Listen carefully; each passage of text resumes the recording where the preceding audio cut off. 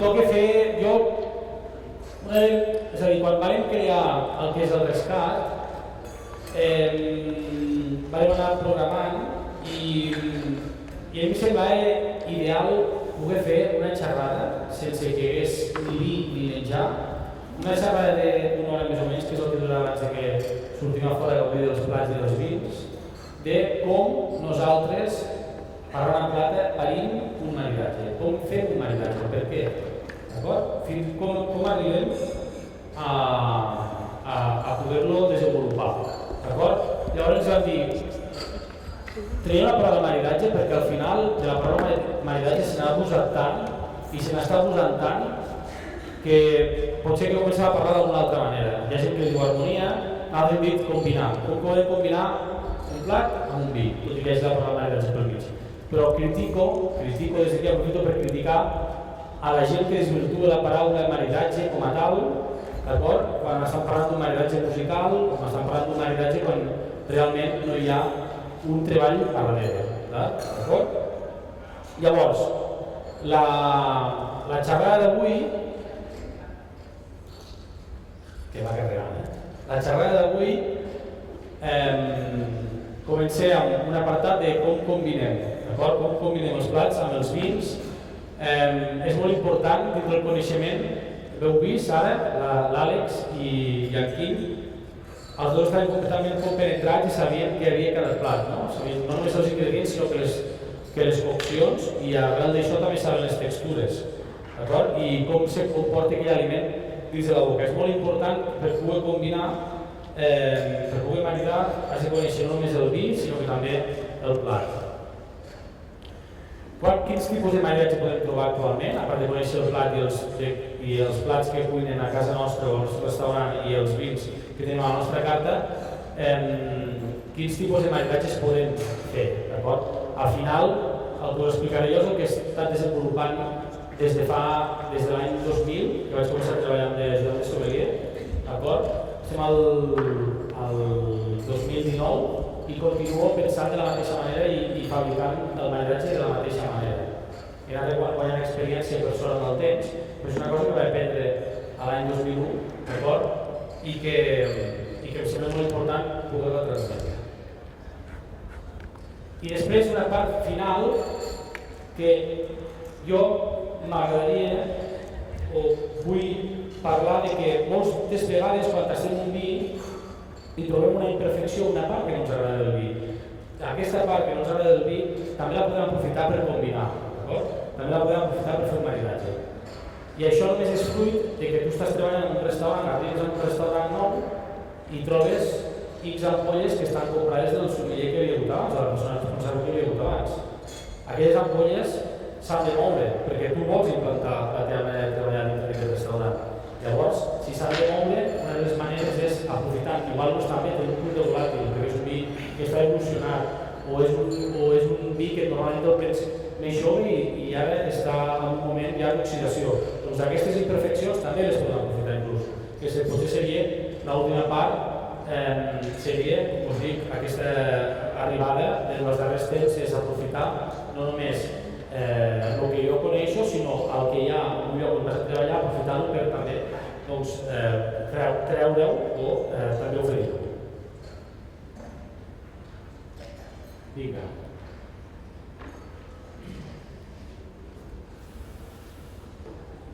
Abans de començar, això també és una bona idea, us explicaré una cosa que és una bona idea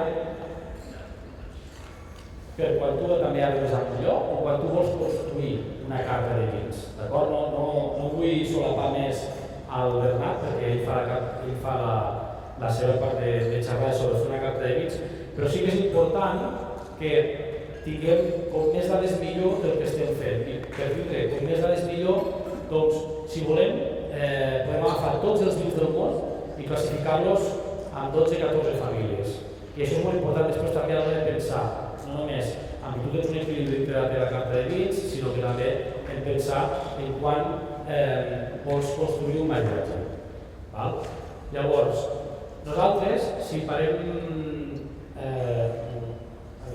parem a pensar, què combinarem? Un vi amb un plat, això està claríssim, no? Si coneixem els plats i tenim el coneixement, que és el que ens faltava, dels vins que tenim a casa nostra, classificar-los, doncs serà molt més fàcil poder-ho definir.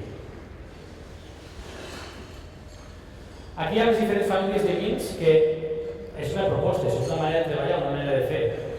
A mi m'agrada molt bé, a tots els restaurants on he treballat, he vist quines mancances tenia la carta de vins perquè he agafat tots els vins i els he classificat. I els vins no només classifiquen per color, blanc, negre, rosat, espumós, dolç, generós, sinó que també per intensitats, d'acord? També és una bona manera d'aportar al client aquest valor afegit que quan no tens la sort de tenir una persona que sigui especialista en el món del vi a dins del teu restaurant, si tu ja li classifiques, si tu ja li dius que aquests són els vins blancs frescos aromàtics o aquests són els vins negres de mig cos, doncs tu també estàs facilitant aquesta manera d'oferir el vi. Vins blancs frescos aromàtics, vins blancs secs, vins blancs amb bota, 3 famílies de vins blancs, una família única per vins rosats. Normalment els vins rosats no han passat per fusta, normalment, insisteixo, perquè sí que n'hi ha, òbviament, però normalment no, i llavors només tindríem la part del rosat. Per què 3 classificacions de blancs? Doncs perquè podem tallar els vins per frescos i aromàtics, d'acord? Varietats terpèniques, varietats més afruitades, varietats més directes, més perfumades, vins blancs secs, i una tercera classificació era important, que eren els vins blancs fets amb fusta, que es desmarquen de la resta que estan fets amb acer inoxidable, perquè la fusta és un element superimportant, no només per envellir, sinó que et canvia completament un vi. Tu agafes un vi blanc d'una varietat terpènica, un vi blanc afruitat, i li fiques fusta, i aquesta fusta el que fa és, primer, atamarar molts dels aromes més volàtils que té o més frescos que té aquest vi, però té el pas de boca. I el pas de boca és superimportant, també ho parlarem d'això. Vins negres afruitats i jovials, normalment sense fusta, baixes criances, vins que tinguin denominats com es diu, roble, per exemple, podem agafar tots els vins del món i classificar-los. Vins negres de mig cos, la franja més àmplia, d'acord? Aquests vins que no tenen aquella part tan secant, ni tan tallant en boca, ni tan aspre en boca, d'acord? És la tanicitat, és només que el pas del vi amb fustes noves. Vins negres de mig cos són el gran gruix de les famílies dels negres i després, com us he dit, els vins negres culturals i potents, no només vins com coneixem abans, perquè gràcies a Déu els elaboradors han anat suavitzant, però si agafem un Ribera del Duero a l'estil tradicional de la Ribera, són aquesta part de concentració, potència i sobretot fusta. Si podríem anar a Bordeus, podríem buscar vins del Priorat, ja no tant, perquè el Priorat per sol està canviant, no només amb les varietats que s'utilitzen, sinó que també amb el que és l'estil del vi, són vins més fragants, més fruitosos. Dels dolços tindrem 2 classificacions, independentment si tenen fusta o no, vins dolços blancs, vins dolços negres, vins dolços de raïms blancs, vins dolços de raïms negres. Tindríem també, no es veu massa bé, però crec que hi fiquem escumosos, no? Hi fiquem? Escumosos joves. Escumosos joves, d'acord? Que són aquests vins més, són aquests caves, xampanys, espumanti, clàssic francès, cortinat, tota aquesta classificació d'escumosos, però que són joves, són més frescos, més jugal, amb una bombolla més enèrgica, més fresca, més viva. Després tindríem els vins escumosos vells, l'antítesis a l'altre costat, aquesta part de l'autòlisis, l'oxidació, els fruits secs, passant de la fruita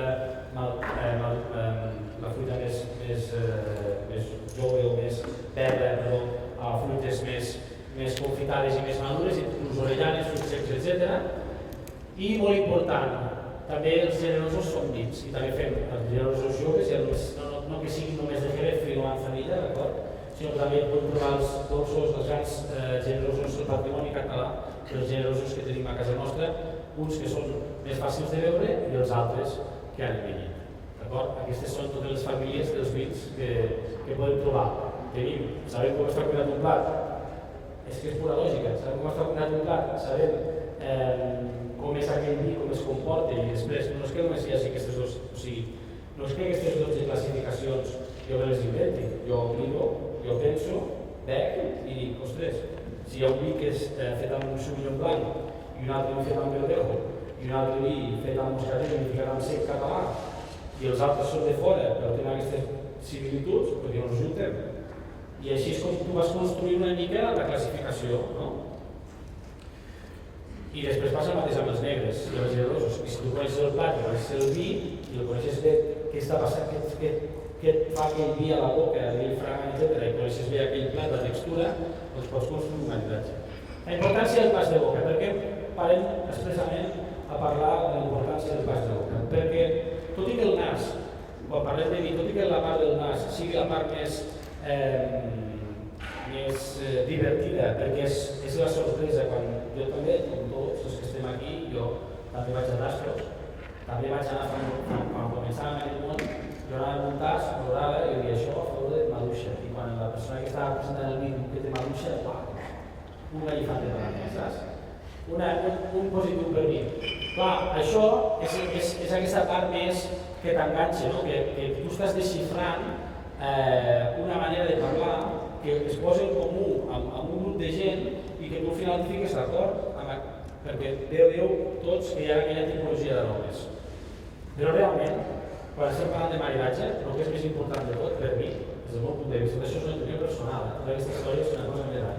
Ningú, és a dir, no és la meva opinió, no és que sigui la rentable ni la única. Per què la importància del pas de boca? Doncs perquè al final no només percebem els gustos, no es perceben, els gustos es perceben amb l'olfacte, amb l'olfacte nasal, amb el fet d'obrir la boca quan estàs menjant alguna cosa, agafar aire i no és aquell.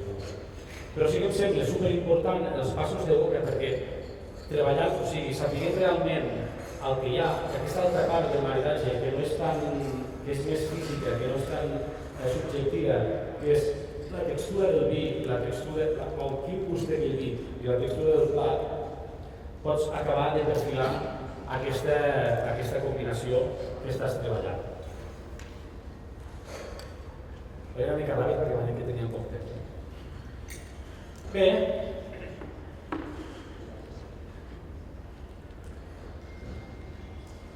dolços, àcids, salats i amargs. I prou. Els vins tots són dolços, àcids, salats i amargs.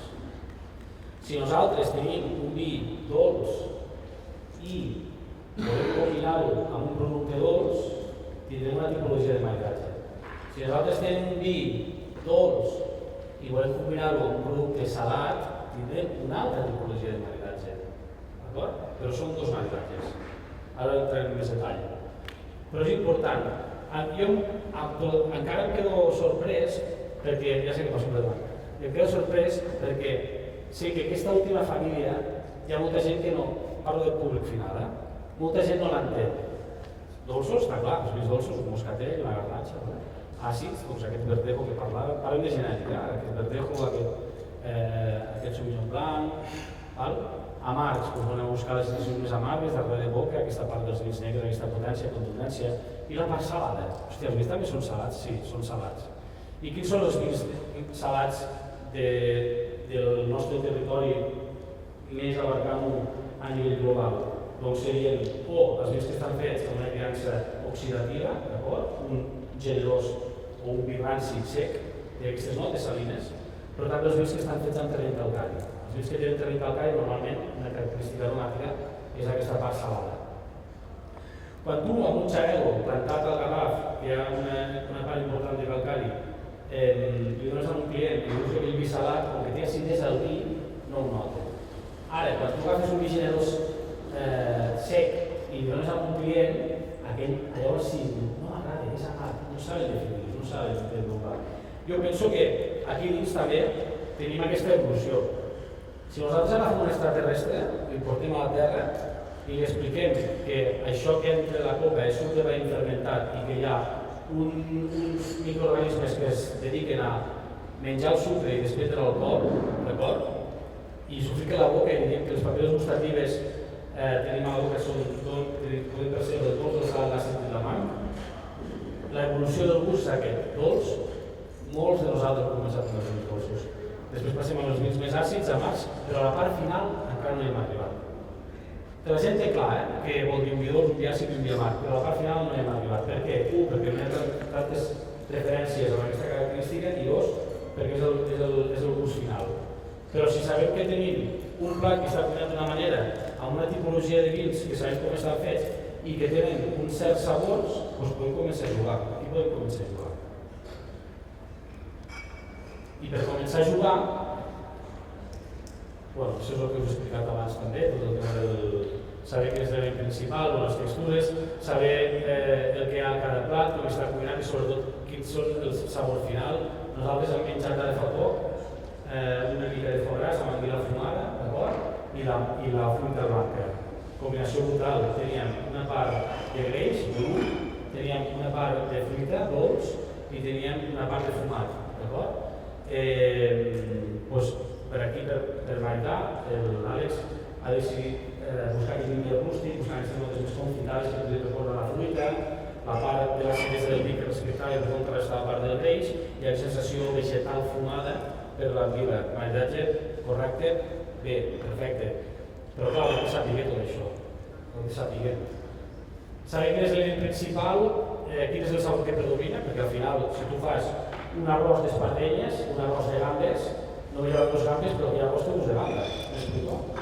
És a dir, són coses molt bàsiques, ho sé, però també us dic que dir, i les textures. Per què? Perquè les textures, quan acabes de fer el ritual, amb el pas de boca, la textura.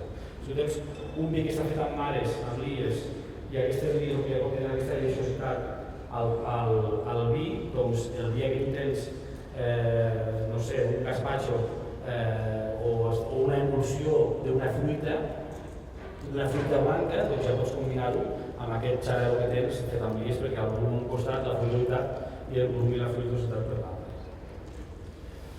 Saber quins són els punts forts o factors il·lustratius de cada plat. Aquí també és important, perquè nosaltres moltes vegades, i ells ho han comentat, nosaltres moltes vegades un vi pot ajudar un plat, però mai, o normalment mai un plat ajudarà un vi.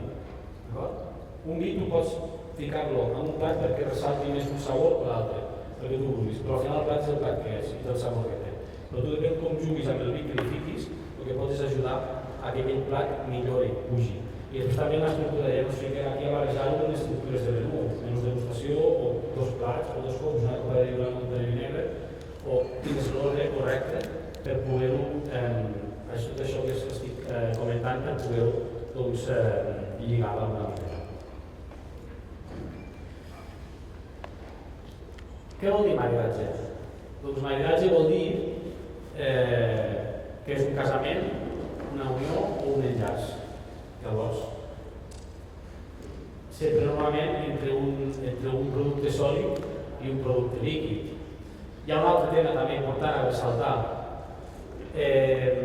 Si nosaltres tenim un gazpacho de cireres, anirà molt bé perquè amb un vi afruitat i jovial negre fet de garnatxa anirà bé, perquè tenim la sensació dolcenca de la cirera, tenim la sensació dolcenca de la garnatxa, tenim aquesta part més refrescant de la garnatxa per contrarrestar potser la part un vegetal del gazpacho de cirera, perquè no només hi ha cirera, sinó que hi ha diferents hortalitzes, però realment estem bevent amb una copa i bevent amb una cullera. En veritat sempre l'hem d'enfocar en menjar i beure, sòlid, líquid. Tu estàs bevent amb una cullera, tu estàs bevent amb una copa. D'acord? Llavors és complicat. Sempre hauríem de buscar sempre la part del sòlid versus el líquid. I ara, una manera d'explicar els diferents tipus de maridatges que tenim, doncs és amb aquests exemples que us hem preparat. Exemple bàsic del maridatge.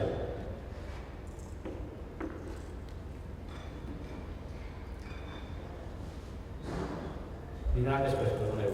Tipus de maridatge, ara sí. Maridatge d'afinitat, en parlarem. Maridatge de contrast, també us explicarem.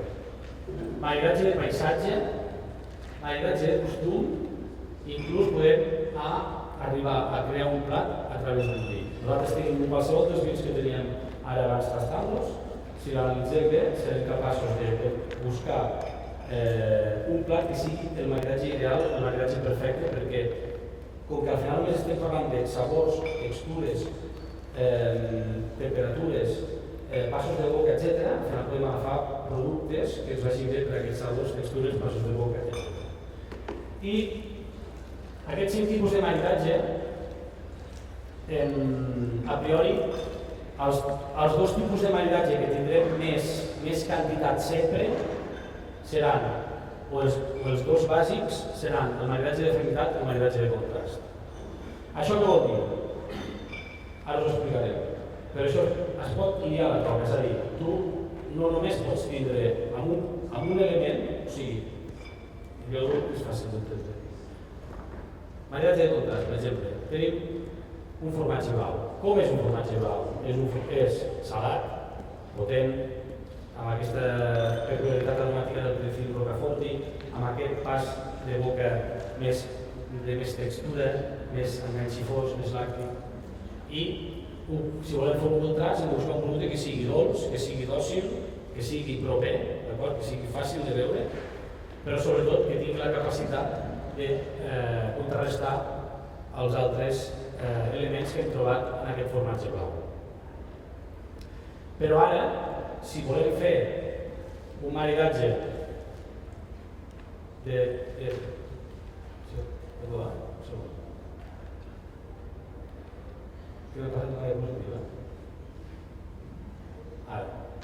si volem fer un maridatge d'afinitat amb el mateix moscatell, què fem? Doncs busquem una mena de fruites, una brocheta de fruites. Per què? Perquè pràcticament tindrem la mateixa sensació olfactiva del moscatell i d'aquestes fruites. Tindrem la part dolça del vi amb la part de la fructosa de la fruita i també aquest element de refresc que ens dona el moscatell versus a la part del sucre, sucre amb sucre, però dos tipus de sucre diferents, que ens ajuda per refrescar-nos d'aquesta pròpia fruita. Amb un mateix vi podem fer un maridatge d'afinitat o un maridatge de contrast. Aquí ho hem vist. Moscatell amb formatge és maridatge de contrast, moscatell amb fruita, maridatge d'afinitat, però mai un plat ha podrà servir per dos vins. M'explico? No només això, sinó que també el que us volia dir és que això és molt genèrica. Aquí hem buscat només un, que és el que us volia dir abans de començar a passar les diapositives ara. Aquí tenim només un formatge blau amb un vi, o 5 fruites amb un vi, en el mateix vi. No només hi ha maridatges d'afinitat i de contrast, perquè no només tenim un producte en un plat. Aquí teníem, per exemple, amb la navalla, teníem la navalla, la textura de la navalla, teníem el pil-pil, d'acord? Tenim 3-4 elements, tenim també textures. Dintre d'un mateix maridatge podem buscar parts del vi amb parts del plat que facin afinitat i parts del vi amb parts del plat que facin contrast. D'acord? Si vull tirar enrere, tiro un món, si no. Sí, vale. Eren dos. Contrast, disculpeu que estava desordenat. Afinitat i contrast. Paisatge, què vol dir paisatge? Mar i muntanya. Josep Pla, això és cuina catalana, tradicional, gambes amb pollastre. D'acord? I nosaltres ens atrevim a ficar-ho en un vi blanc. Per què? Doncs perquè aquesta gamba és tan potent que un vi negre no hi tindria cabuda, en el sentit que un vi negre amb la densitat, amb la part salada, el vi negre, la densitat que té i la part salada de les gambes, aquí hi haurà un conflicte. No hi haurà una unió perfecta. És com un pernil. La gent pensa que el pernil va bé amb el vi negre. El pernil és ficar alguna cosa activa que tingui bombolla o un vi blanc que tingui aquesta acidesa perquè refresqui la part salada. Doncs aquí passa el mateix. I nosaltres què fem? Nosaltres ens parem i mirem la gamba, producte salat. La textura de la gamba té una part lleugerament dolça. El pollastre, tens aquesta part de la proteïna. I la sensació no només del gust del pollastre, sinó que també aquesta part més de guisat, etc. I busquem un blanc, perquè l'esparacia del blanc ens contrastarà la sensació més del guisat. Al blanc, l'acidesa també refrescarà la part salada de la gamba. Aquesta punta d'alcohol que sempre tenen una miqueta els vins blancs mediterranis anirà perfecte aquesta part dolcenca per combinar amb aquesta gamba. I en definitiva el que busquem és mirem un paisatge, però això va ser aquí a Catalunya, pollastre amb gambes, però si tu te'n vas a Alemanya, els plats d'ànec es combinen els ríslings. I tu vas a pensar i dius, hòstia, com pot ser un rísling? Si parles una carn vermella, doncs per moltes vegades el que necessites no només és contrarrestar la sensació potent de l'ànec, que és una carn gustosa, sinó que també el que vols és intentar d'alguna manera refrescar-te, no només de la part fragant del propi ànec, sinó que també de la textura de la carn. És una carn com més dura, més unida. No? Costum. Doncs és costum, per exemple, prendre't amb uns panellets de garnatxa dolça, o és costum amb els torrons cava, o és costum a Galícia, amb el pop, prendre't un vi negre de Galícia. O és costum també a Galícia, amb el marisc, aquests vins del Vallès són més àcids, a la gràcia del vi, però tu et pares a pensar i dius, com és que combinen això?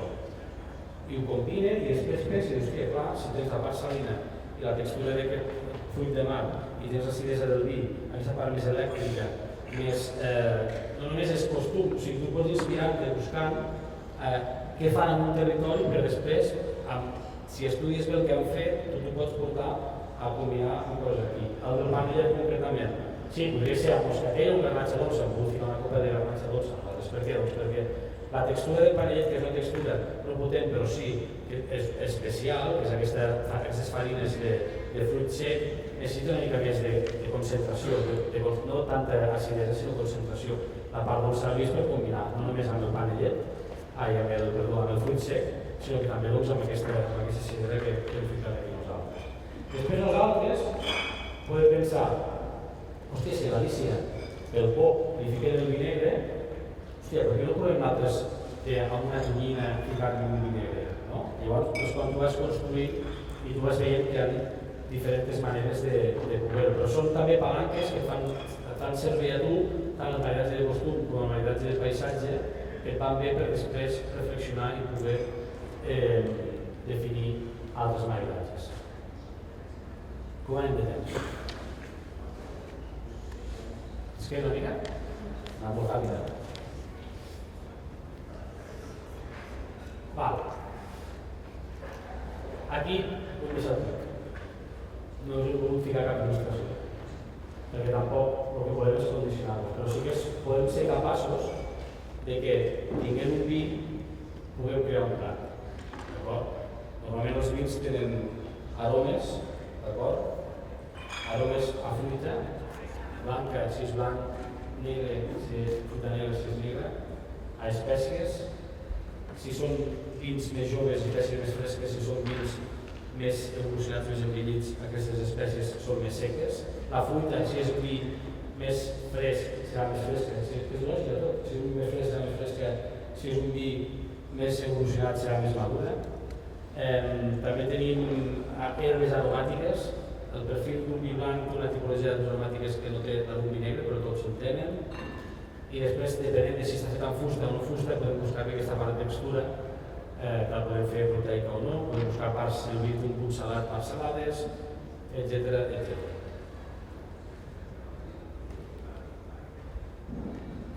I aquesta part final, estic molt content d'explicar-vos-la perquè això també prové de la reflexió, de les maneres de veure, de pensar. I diem, de la perfecció a la combinació. Ara, com sabem, passat era elaboració convencional, present és producte ecològic, tot i que estiguin present és futur el tema de la biodinàmica i el tema del vi natural. No entrarem a parlar-ne, però sí que és veritat que aquests vins que encara que estiguin molt a l'hora del dia, el consumidor final, nosaltres sortim aquí fora i agafem una persona que està aquí a la platja i li diem, tasti aquest vi. I és un vi natural, i a la gent que agrada beure vi li agradarà, però la gent que agrada beure vi normal, convencional, no l'acaba d'entendre. Llavors nosaltres hem de ser conscients d'això. I normalment aquestes parts dels volàtils es van perfectes, perquè també s'ha ficat molt a l'ordre del dia el fet del ceviche, el fet d'aquests productes que estan marinats amb soja blanca o amb vinagre. I com aprofitar aquestes puntes de volàtil per combinar amb aquesta tipologia de plats. Per què no? Això una mica de cara al futur. Fum. Vins negres amb contrastos alts de temperatura. Anem a la terra alta, agafem una garnatxa negra de la terra alta i quan ha passat un temps, un any i mig, encara que és de fusta, quan tenim al restaurant aquesta ampolla de vi, tenim aquestes notes sensacions fumades, doncs per què no aprofitar aquesta part fumada per combinar amb un producte tan nostre que és la brasa. Vins negres que tinguin aquesta sensació fumada derivada dels canvis de temperatura entre el matí i la nit, doncs per què no aprofitar-ho amb un plat molt nostrat que seria doncs, una barbacoa a casa. I aquí tenim un exemple. Agafem un vi negre de la Terra Alta, d'acord? I fiquem una aigua fresca de tonyina, que a damunt té fruites i verdures, i tenim la part del fum per fixar el maridatge. Aquesta garnatxa és una garnatxa negra jove, sense fusta, l'acidesa de la garnatxa contrastar la sensació greixosa de la pròpia tonyina. A nivell de textura i a nivell de saborositat, és una garnatxa aquestes de la Terra Alta, per exemple, que tenen aquesta potència, aquesta sensació més intensa, ens hi ha bé per aquesta tonyina, que és un plat potent encara que només tingui 3 elements. I les fruites i verdures contrastaran aquestes imperfeccions de maduració derivades dels contrastos del clima càlid al de dia i més fresc al de la nit, i aquestes imperfeccions també han fet aquesta fruita i verdura de la que té. Un altre tema molt fàcil, vins fets, arribes a un restaurant, tu comences a treballar en un restaurant i tens 100 ampolles d'un cabernet que no t'agrada perquè penses que els cabernets més interessants estan a Bordeus, però te'l trobes, doncs què podem fer? Doncs podem demanar-li al xef que faci un filet amb pebrot escalivat i pebrot el vermell, perdoneu, i pebrots del padrón amb aquesta part característica dels vins fets amb cabernet de les zones més càlides, ja no les mediterrànies més càlides, que tenen aquestes piresines i aquestes sensacions aromàtiques. Aquí hi ha el mig d'unió. Després tenim un vi negre que té la capacitat, la textura d'aguantar aquesta part proteica que és la carn, i és un maridatge perfecte. Aprofitem-nos també d'aquesta imperfecció, és que clar, si un cabernet no pot fer-ho de pebrot, i si fa no passa res, i fiquem pebrot, no passa res. No passa res.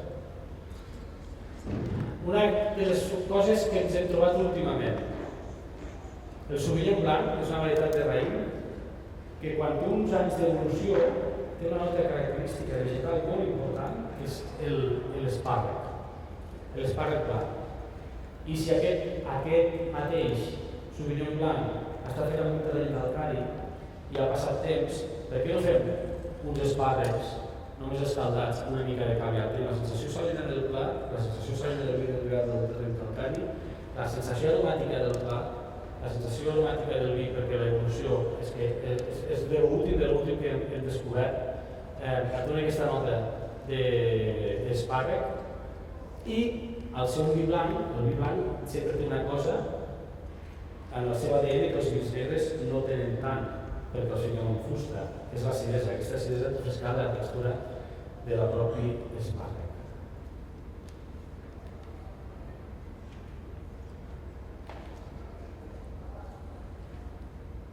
I aquí ho deixaria.